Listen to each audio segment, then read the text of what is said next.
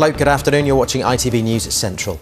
A Briton seriously injured in the terrorist attacks in Tunisia has been flown to the Queen Elizabeth Hospital in Birmingham for specialist treatment. Earlier, 4 tourists seriously hurt in the massacre were flown home by the Royal Air Force. The patient, who's yet to be identified, is said to have sustained potentially life-threatening and life-changing injuries.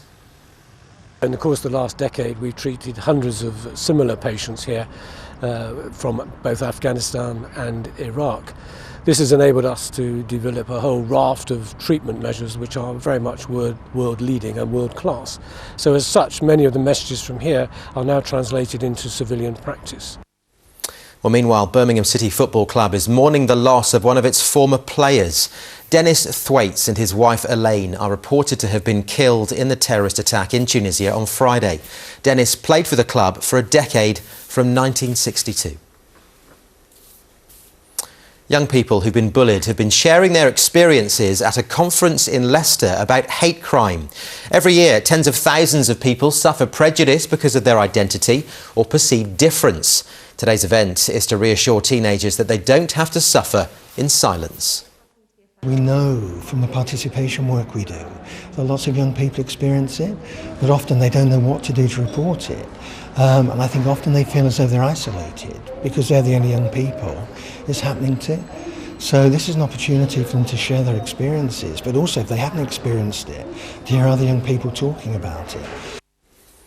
Next this lunchtime, hospitals in Coventry and Warwickshire will be going completely smoke-free from tomorrow. Neither patients, staff nor visitors will be able to smoke in any building or on any land owned by the NHS Trust. It's part of a national drive to improve the health of people using and working in hospitals.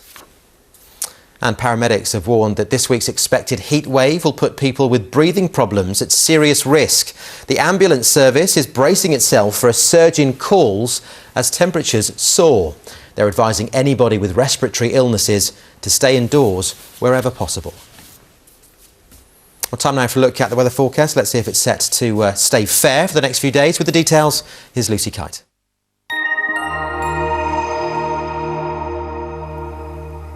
Hello again. Well, the heat wave has arrived, as I'm sure you've noticed, and it's going to stay very hot and humid overnight tonight as well.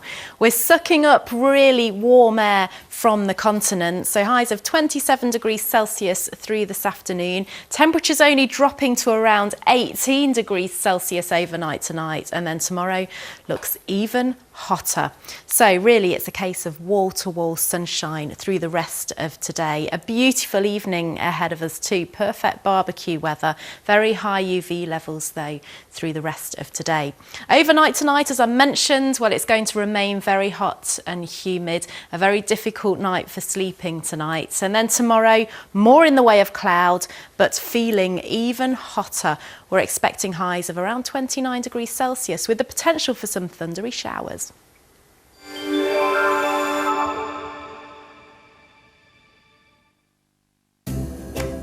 How are you today? Lloyds Pharmacy, proud sponsors of the Pollen Count. Well, pollen levels will be an issue if you're a hay fever sufferer through the rest of today and tomorrow too. Grass and weed pollen levels will be very high. Have a nice afternoon. Bye-bye for now.